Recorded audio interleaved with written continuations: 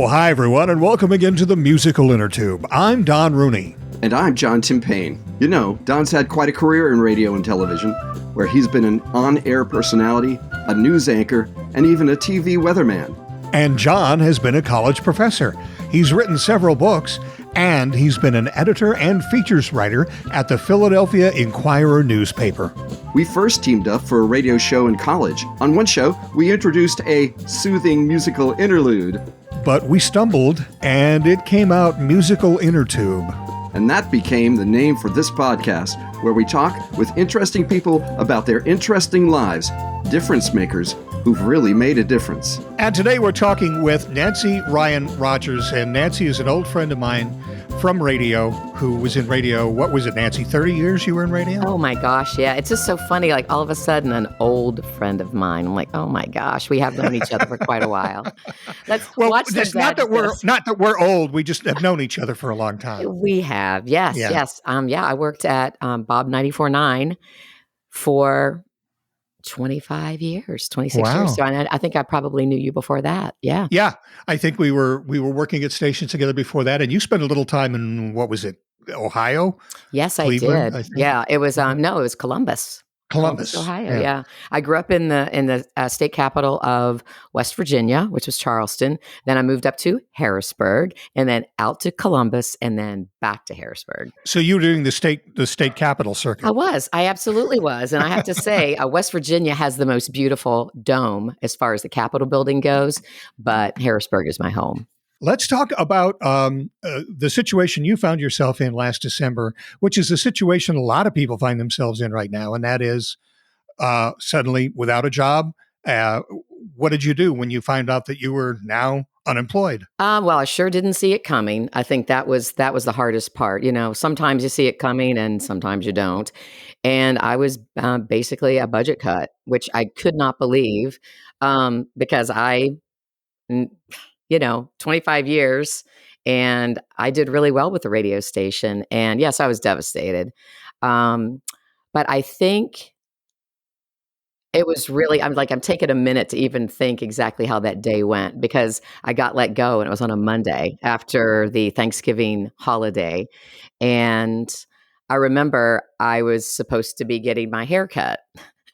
And after 2020, and you never knew when you were never going to be able to get a haircut again, or you were never going to be able to do this for months and months and months.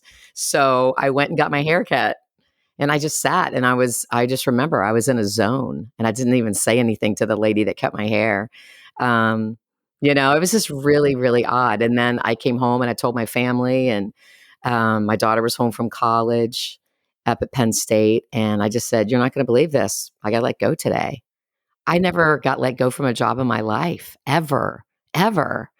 And it was really tough. And then I was doing endorsements for L.B. Smith Ford Lincoln over in Lemoyne. And I had a vehicle that I was driving to, kind of show off to the neighbors. And I took it back, and I remember I was embarrassed. I lost my job. And they're like, listen, we know you didn't do anything wrong because I did a great job for them. And they said, listen, we would love it if you would continue to do for us what you did on the radio. And I think that was the first bright light I had. And I thought, all right, you know what? I think I can do this. I think I can pick myself up. And I have what I think is a pretty decent reputation in the city of Harrisburg, or the 717 area code. And I didn't look back after that. I just didn't look back. So I'm interested in how your employers treated you in the actual cutting loose. Were they compassionate, or were they businesslike? Can you talk about its impact on you? Yeah. It was pretty crazy because I was working on the radio at that time with my partner, Newman. We'd worked together 20 years doing a morning show. And I got an email from my boss, the big guy in the building, at 6:30, and he said, "Hey, when you get a chance after you get off the air, you want to come up and see me." And Newman wasn't in the building at the time. We were, he was doing it remotely, and I was at the station in the studio. And I said, "I think I'm going to get let go today." He said, "No, you're not. What are you talking about?" And it totally deflated me because now I had this hanging over my head for a couple of hours, And I said, and I even emailed him back and I joked around with him and I said, "You're not going to let me go today, are you?" Because he had let 2 people go the day before or on Friday before, and he didn't get back to me. And so I texted him a little while later because it had totally ruined my morning, thinking that I was going to be let go. And I texted him and I said, "Hey, you didn't answer my email. I'm supposed to be signing my contract today that we had, renegotiated a few things on and everything was cool." And he said, "I tell you what, I've got something going on. Can you come up to my office at 9:45?" And I said, "No, actually I can't. You're going to have to come down and see me." And we were supposed to be interviewing a big artist at 10 a.m. And the hotline was ringing at 10 a.m. when I was being let go. It was awful. The saying is, you haven't worked in radio until you've been fired. At least once. And I've had that experience several times. The first station, I started that station doing overnights. I wound up moving to the middle of the day. I was music director and then I was program director. So I just kept moving up the ladder. I thought, okay, this is great. Yeah. And one day at the end of my shift on a Friday, we had to go into another room and record a weather phone. It was a recording device attached to a phone. And at the end of your shift, you ripped off the wire, whatever the current weather is, and went in and read it. And it was all sponsored by a rotating list of sponsors. And the idea was listeners could call into the weather phone, get the weather whenever they wanted to. And it was delivered courtesy of whatever the sponsor was. So I'm recording that in this room. And the big boss came into the room and he said, "What are you doing?" And I looked at him and I said, "I'm recording the weather phone." And he reached into his pocket and he pulled out my severance check and he threw it at me and he said, "Why don't you let a paid employee do that?" And then he Oh, walked out of the room and got in his car and drove away. And did you ever work with that guy again? no. Well, Okay. from there, I moved to another city and I Okay. went on with my career. But yeah, it's devastating because you're right. It sort of is a slap in your face. You're on the air and you're Mhm. putting your personality out there. That's Right. what you're selling. And so when you get fired, it's like a slap in your face. Yeah, and honestly, I mean, I know I didn't do anything wrong. I brought a lot of revenue into that building, and the guy that had to let me go, he had a hard time with it, and I knew it. I mean, we'd been friends for the whole time he came to, that he was at the station, 15 years. So, we were all like family, and I know that it was really hard for him. And it didn't come from him, it came from higher up. So, I don't hold it against him. I mean, there's nobody left. There's nobody left at the radio station. So, it's just unfortunately it's the way life is right now in this business. And unfortunately, I think the first job I got fired from is probably my last job in radio. It's just the way it has worked out. When that company said, "We'd like you to do for us what you've been doing on the air," Hmm. first of all, congratulations on that. That's a pretty Thank cool you. thing to come your way, right? Oh Uh, yeah, absolutely. yeah. And so right away you thought, well, sure, I can do that. Talk about that moment of confidence and what told you could do that. Well, it's interesting because my husband had gone over with me to turn in the keys to the car that I was driving. And I think, he looked at me and he said, "You're going to be fine." And I remember talking to my dad, who's down in West Virginia. And I remember when I was offered a job in radio, I was 16 years old, and it was to be like the road crew kid and drive the station van around and give out prizes. And when the program director said, that personality that we see out and about, we want you to be on the radio. And I remember I was a junior in high school, and my mother said, "Oh no, you're not going to go work for radio. It's not any kind of a job you would, it's not a career kind of thing." And I remember my dad, he bought me my first set of headphones and said, "Go for it and try." Were you the kind of professional who always has a CV idling at the curb just in case, or was this something where you had to go back and redo all of your professional documents? Because I know a lot of people do that. They keep their CV always fresh. You want to hear something really funny? I've never had to have a resume in my life. Really? Never. So it's just all on reputation and all on what you've done before, and the people hiring you always knew that, and you could always. So you've never had a resume, and you've done you've built a new business up just by yourself. Right. I mean, I have had some help from some, and I have to say, some amazing friends in this town. And I think the one thing about the 717 area code or the Harrisburg, Central Pennsylvania area where we live, I've worked with some amazing women in this town. And no offense to you two guys, to you, Dawn, and to you, John, but it's the women that reached out, and because maybe it had happened to them before. And it was the women that said, we'll do anything that you need. Because I had done things for them all along the way, Yeah. Anytime anybody needed anything done, sure, we were always going to help out on the radio. It's just, I'm so thankful for the people that I've worked with through the years here in Harrisburg. And I'm not going anywhere because this is a town that I chose to come back to after being in Columbus, Ohio. And I met my husband here and got married. We've been married 25 years, and we have our daughter who's 20 years old and is up at Penn State main campus. And, I love this area, and I'm not going anywhere. And not only did LB Smith reach out to me, and then it just started to kind of snowball in this wonderful way for me that we had worked with a windows and door company, Renewal by Anderson, and Linda Johnston, who you probably see on TV all the time. She reached out and she said, "Hey, would you like to come work with us and do the TV spots?" I'm like, "Oh my gosh, heck yeah, I'd love to do that." I said, "I've always been a radio person, but I think I could do it." And we started working together. And then Penn State Health reached out to me and said, "Hey, we've got this new community hospital that's going to be opening up in October. Would you be interested in helping us get the word out for Hampton Medical Center?" And I was like, "Yes, of course I would." And so it's just been a crazy, blessed year for me. 2021, I had no idea that it could have happened as quickly and as wonderfully as it did. So I am just really thankful. But I will tell you that it's all those little seeds you sow along the way, and it's the way you treat people. And even if you've only been around them once or twice, but they remember how you treated them and how you were around them. And it came back in a good way for me.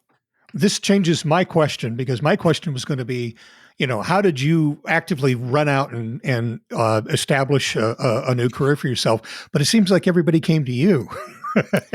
You know what, Don? I mean, it's crazy, but it's really what happened. I mean, it really is. I don't even know what happened. Everything was wonderful. And so what I've done this past year is just try to do the best I can for everybody that I've worked with and worked for, because all of a sudden I found myself looking at this possibility of this different career for me that I would have never, ever expected. And I love every second of it. What sort of steps are you taking personally to try to cement this now, to try to make this an ongoing career for yourself? I get on a really cool podcast called Musical Innertube with Dawn and John. Oh, those guys. And, those guys. Yeah. Those guys. No, but you know what? Honestly, I'm just going to keep doing what I've been doing. Do a really great job for the people that I'm working with, so that other people that would see me out might say, "Oh, I wonder where we could have a place for Nancy with us." You are a cancer survivor. Yes. You've done a lot of work on a volunteer basis with the cancer agencies. Is that sort of one of the ways that you got yourself involved in what I would call public service, I guess?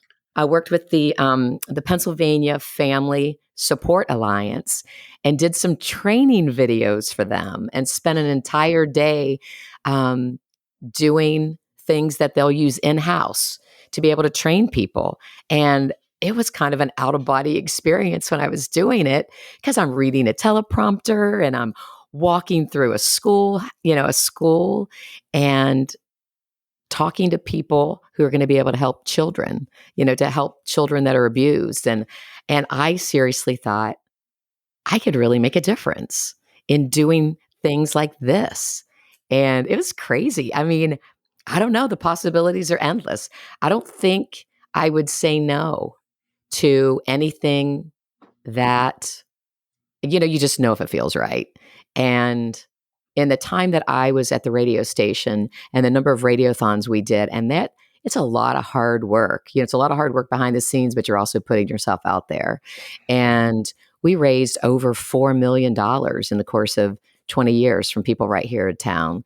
And then, United Cerebral Palsy, UCP Magic Night, I did that, and I'm still going to do it again next year. I mean, I'm not going to stop doing the things that I've always done, because, showing our children by example how to help other people. When you have a nice life, it's nice to be able to turn back around and to be able to help somebody because of having a bit of a platform, to be able to do that. I'll always do that because it's the right thing to do.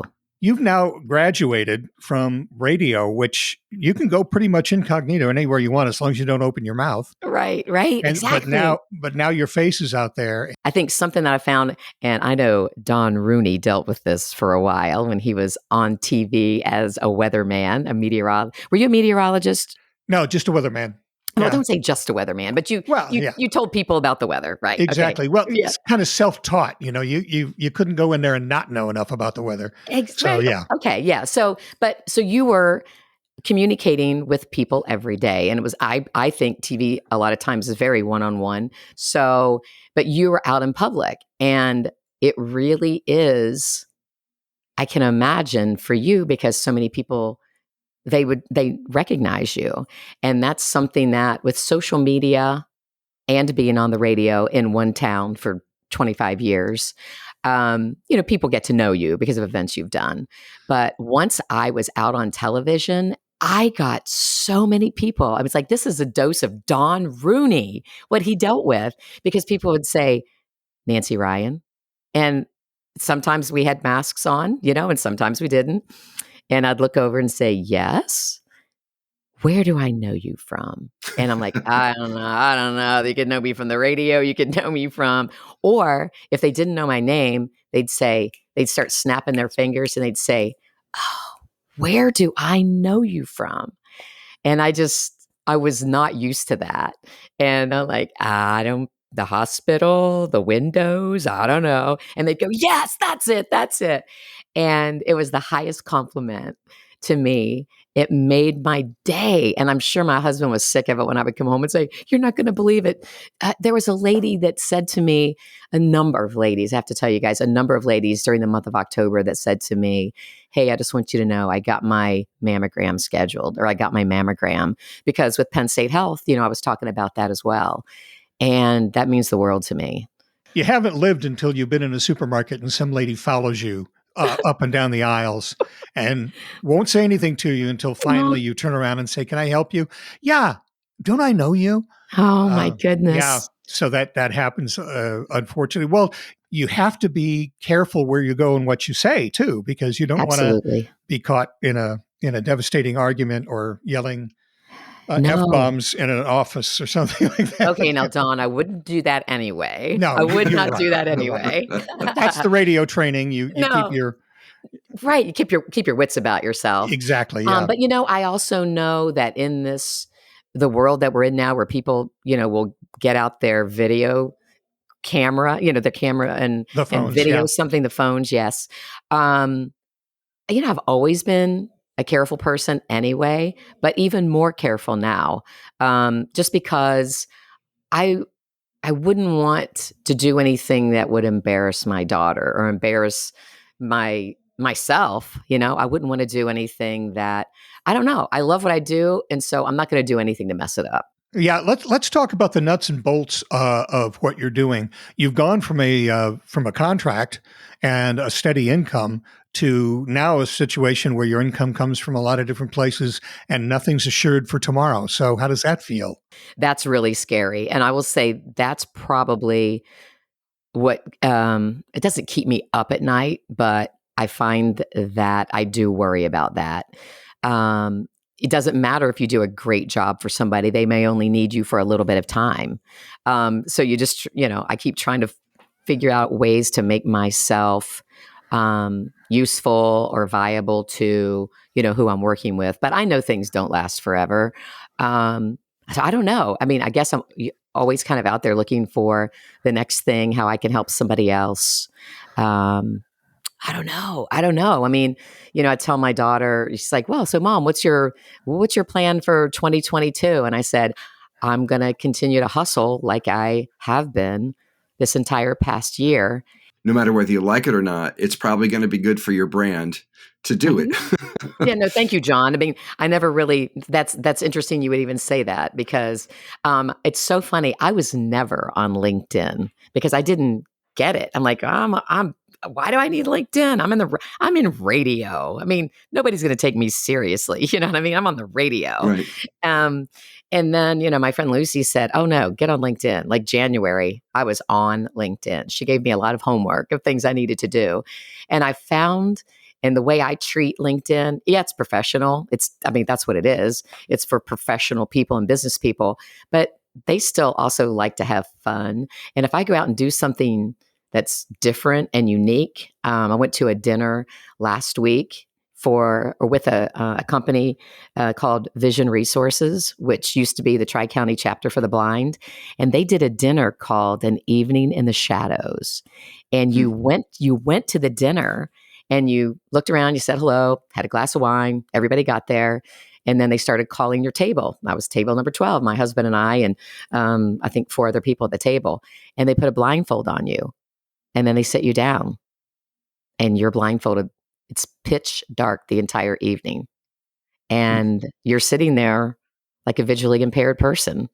And that was wild. And, I posted that by putting myself out there and doing something that intrigued me. Who knows where that could lead? And it's interesting because, of course, if I recall correctly, LinkedIn has 700 million people on it in some form or fashion. Some are employers and some are employees.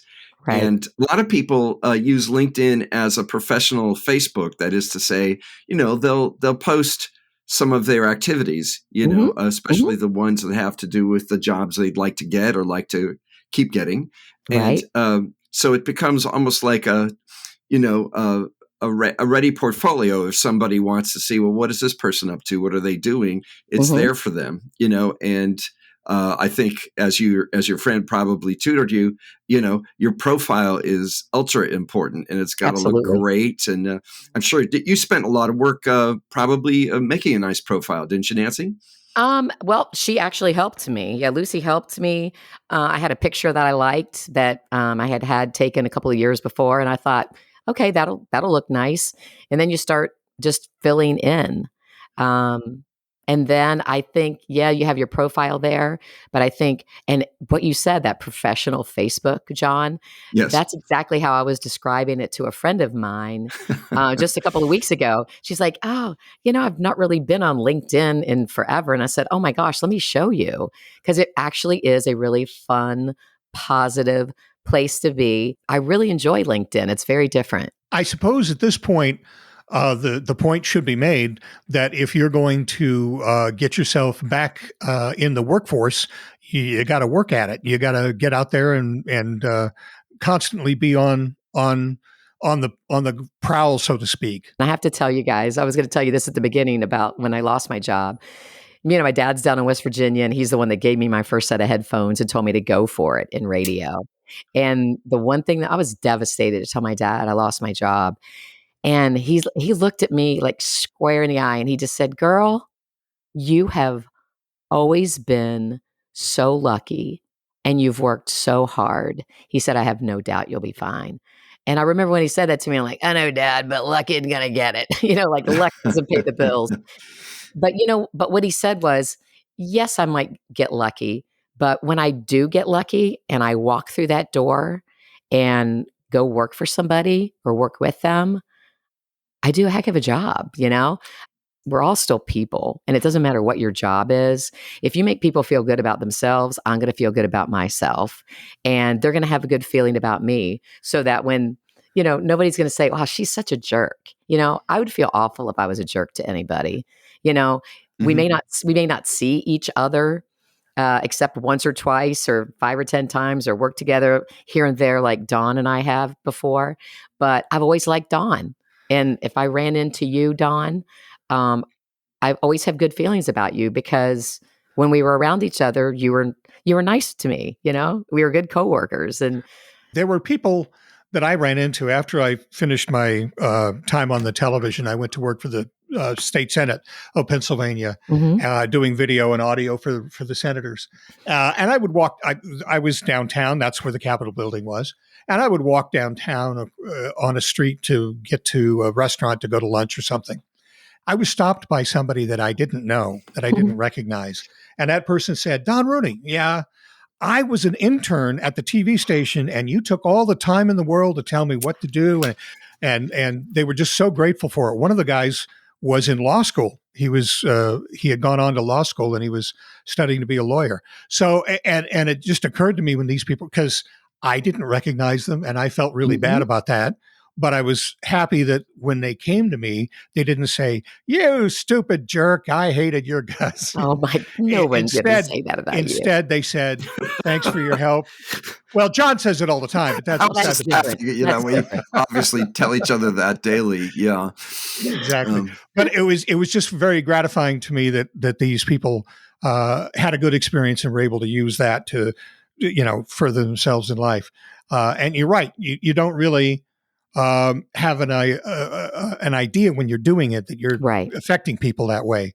But just by being positive and by being helpful, it kind of spreads without your knowledge, actually. When somebody makes a difference in your life, they never forget it. Exactly. And you, Nancy, as you were saying, and Don, as you were saying, you don't really know sometimes when you're making a difference in someone's life. You're just doing it because, well, the person needs a hand or the person asked it, right? It's not necessarily that you said, "Oh, this is the best thing in the world, I'm going to do it." You just did it because you're a good person or because the person asked you to do it. And years later, as Don did, and as you have, somebody comes back around and says, "I just want you to know that the reason that, I am now the king of Mozambique is because you gave me a quarter and bought me a hamburger one day."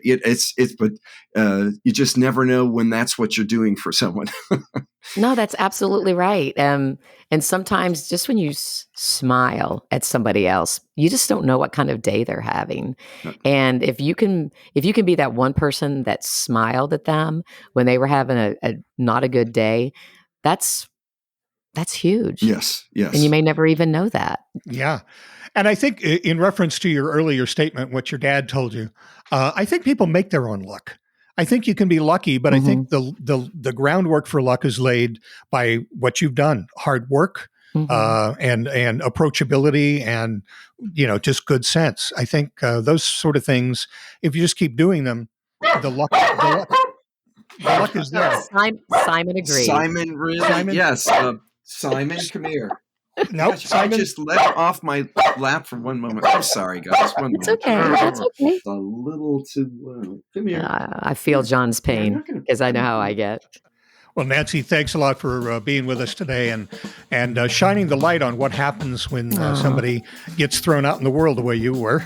Boy, I tell you what, I did get thrown out, and it hurt, but I bounced. I bounced. And you've said a lot of wisdom in a half an hour, really. I hope so. And you have. And thanks very much for talking to us, and continued success. And I'm going to be looking for you on the television tonight. Thank you, Dawn. And thank you, John. It was nice to meet you and your puppy, Simon. Such a pleasure. Thank you for listening to the Musical Innertube. You can get in touch with us by email. We're at musicalinnertube, all one word, @gmail.com. You can follow us on Twitter at @MInnertube, capitalize the M and I. Our webpage is Innertube, that's musical spelled with 2 A's, .libsyn, that's spelled LIBSYN.com. The Innertube is available on Amazon Music, Facebook, YouTube, Apple Podcasts, Stitcher, Spotify, SoundCloud, iHeartRadio Podcasts, and anywhere you get your podcasts. Like us, why don't you? And give us a good review on any of those platforms. And as always, thanks to virtual band Car Radio Dog for our theme music.